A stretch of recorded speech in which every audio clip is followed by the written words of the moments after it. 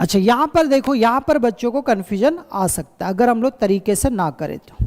बच्चों मैं आपको फ्रैक्शन का एडिशन सब्ट्रैक्शन के बारे में थोड़ा सा एक एग्जाम्पल दे दूँ, अगर आप जानते हो अच्छा है, वरना यहाँ पर एक बात देख लेते हैं। कहीं पर अगर आपको बोला जाए 2 1/2 प्लस 3 1/2, तो इसको जोड़ने का तरीका क्या होता है बच्चों? आप इसको मिक्स्ड फ्रैक्शन से फिर इम्प्रॉपर फ्रैक्शन करोगे, फिर एलसीएम लोगे, फिर प्लस करोगे, आंसर आएगा। लेकिन आप ऐसे कर लो ना, 2.5 का मतलब क्या है? 2 + ½ ये एक होल नंबर है और ये एक फ्रैक्शन है, that's why this is called mixed fraction. तो ये 3 है और ये ½ है। सर 2 + 3 कितना होगा? 5। सर ½ + ½ आधा और आधा, तो पूरा हो गया ½ कितना हो गया? 1। तो आंसर कितना हो गया बच्चों? 6।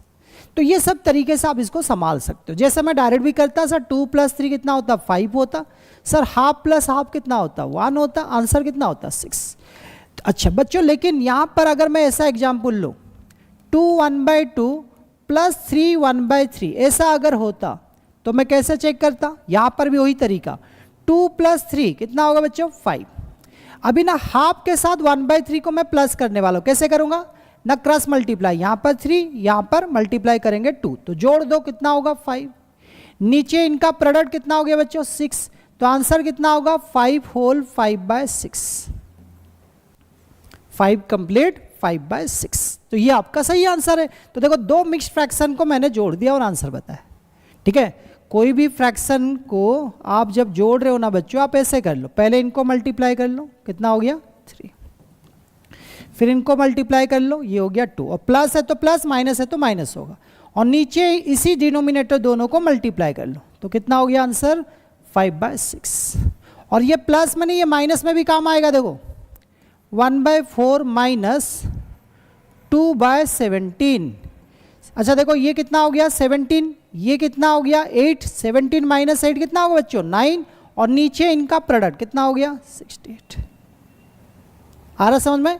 तो जब भी आप एडिशन कर रहे हो दो मिक्स्ड फ्रैक्शन का या फ्रैक्शन का, तो आप बड़े ही आराम से इसको संभाल सकते हो, कोई प्रॉब्लम नहीं होना चाहिए। ठीक है, लेकिन फिलहाल अभी मैं क्वेश्चन सॉल्व कर रहा हूँ, जब इसके ऊपर मैं कंसर्ट बाई चलूंगा तो आपको और बेहतरीन तरीके से एग्जाम्पल भी दिखाते हुए चलूंगा। चलिए, तो फिलहाल तो बच्चों ये क्वेश्चन को सॉल्व करें। सर यहाँ पर ब्रैकेट भी है, प्लस माइनस भी है, तो ऑर्डर के हिसाब से भी सोचना पड़ेगा, तो मुझे स्टार्ट यहाँ से कर लेना चाहिए। पहले इस ब्रैकेट को खोलूंगा, फिर इसको, ऐसे चलेंगे। अच्छा, तो सर यहाँ पर इसको सॉल्व करें तो मैं क्या समझ पा रहा हूँ इस क्वेश्चन को? सर ये 1 + ½ माइनस 1/3, बोलो सही है कि नहीं बच्चों? तो आप ऐसे कर लो ना, ये 3, ये हो गया 2, माइनस करोगे तो 1, नीचे इनका प्रोडक्ट कितना हो गया? 6। बोलो समझ में आया कि नहीं? सर ये माइनस यहाँ पर था, जब माइनस इंटू होगा तो ये -1 - 1/6 होगा। सर ये 2.5 को मैं ऐसे लिख सकता हूँ, 2 + 1/2, और उसके बाद ये ब्रैकेट होगा। सर 2 - 1 यहाँ पर कितना होगा? 1। सर ½ - 1/6 को कैसे करेंगे?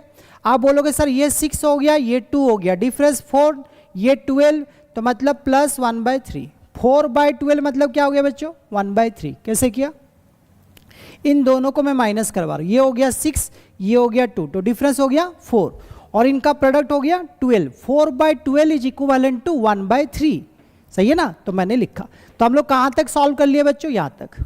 तो बच्चों यहाँ तक मैं पहुँच गया, तो इसको मिटा देते हैं अभी।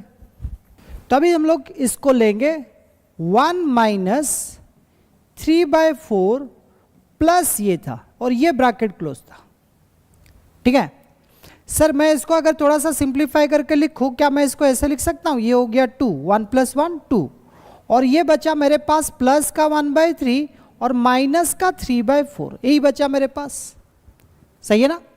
उसके बाद बच्चों अगर मैं इसको कैलकुलेट करता हूं तो कितना आएगा? देखो ये हो गया 4, ये हो गया 9, तो हो गया -5, और इधर कितना हो गया? 12, और इधर पहले से ही 2 - 5/12 था।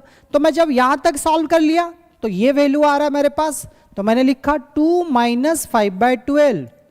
लेकिन बच्चों यहाँ पर माइनस पहले से ही था, तो माइनस जब इंटू हो जाएगा तो ये माइनस, ये प्लस, तो आपके पास क्या बचा? 3 + 1/12। इसको कैसे लिखोगे? 3 + 1/12। सर अभी 3 - 2 तो आपका 1 होगा, 3 - 2 कितना हो गया? 1 हो गया। सर 1/12 प्लस 5/12, तो इसको क्या लिखोगे बच्चों यहाँ पर ना सर, इसको हम लोग लिखेंगे 6/12, और 6/12 का वैल्यू कितना होता है 1/2। सर ये इसका मतलब आंसर हो गया सर 3/2। ठीक है, कितना हो गया ये 3/2। लेकिन आपको ना ऑप्शन से मैच होते हुए नहीं दिखेगा, क्योंकि ये आपको क्या पूछा है, रेसिप्रोकल।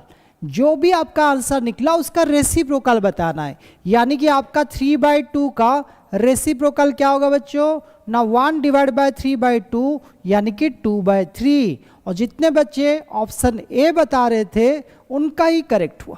बोलो समझ में आया कि नहीं। जानते हम लोग सारे कुछ, लेकिन जब एग्जाम में पूछे जाते तब ये गलत होने का चांसेस रहते हैं, क्योंकि वहाँ पर समय का भी पाबंदी होता है और आपको समझदारी भी दिखाना जरूरी है। क्लियर बच्चों, समझ में आ गया ऑप्शन ए कैसे हुआ। तो इसको फिर से जाके एक बार अच्छे से देखना, और जिन बच्चों को एक साथ नहीं दिख रहा है थोड़ा सा लिखा करो पहले, क्यों प्रैक्टिस में आप लिख सकते हो, एग्जाम में ज़्यादा लिखने का दरकार नहीं है। तो उम्मीद करता हूँ ये भी क्लियर होगा। और मैं पहला क्लास में बच्चों यही आपको दिखाना चाहता हूँ कि आप जो जानते हो वो सामने जब आते हैं ना एग्जाम के फ्रेम पे, तब आपको मुश्किलें आती ही आती, इसीलिए प्रैक्टिस करना जरूरी है।